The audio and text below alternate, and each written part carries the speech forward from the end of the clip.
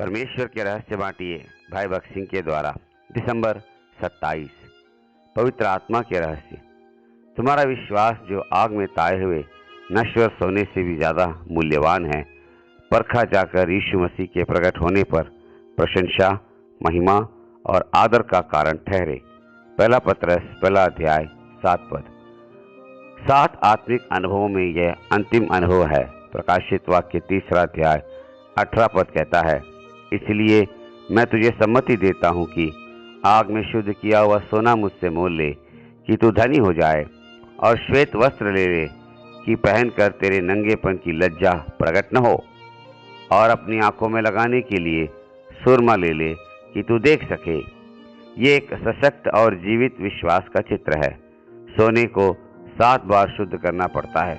परमेश्वर कहता है कि अगर हमें ऐसा स्पष्ट विश्वास चाहिए तो हमें बहुत सी शुद्ध करने वाली आग में से गुजरना पड़ेगा। अंत के इन दिनों में हमें एक दृढ़ विश्वास की ज़रूरत है। फिर वह हमसे कहता है कि हम आँखों के लिए सुरमा ले लें, अपनी आँखों में लगाने के लिए सुरमा ले ले कि तू देख सके। प्रकाशित 3:18। परमेश्वर के वचन में ऐसी बहुत सी बातें हैं जिन्हें हम नहीं समझते, इसीलिए जब हम उसके पास जाते हैं तो वह हमें आत्मिक सुरमा देता है और हम इन बातों को समझने लगते हैं।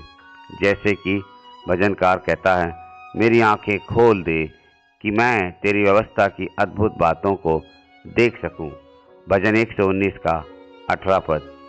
अब आपके पास ये 7 सहज अनुभव हैं।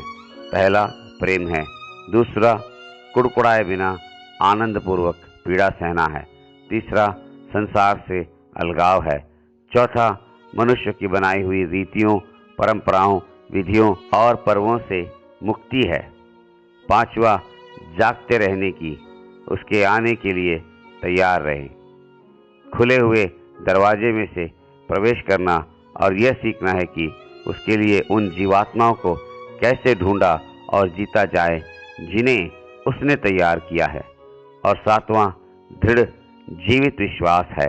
आत्मिक सुरमे का इस्तेमाल करते हुए एक जीवित विश्वास और जीवन कि हम उसके स्वर्गीय रहस्यों को जान सकें। इन सब सहज बातों द्वारा हम प्रभु यीशु मसीह में अपनी आत्मिक, स्वर्गीय और महिमामयी विरासत को पाने की योग्यता हासिल कर सकते हैं।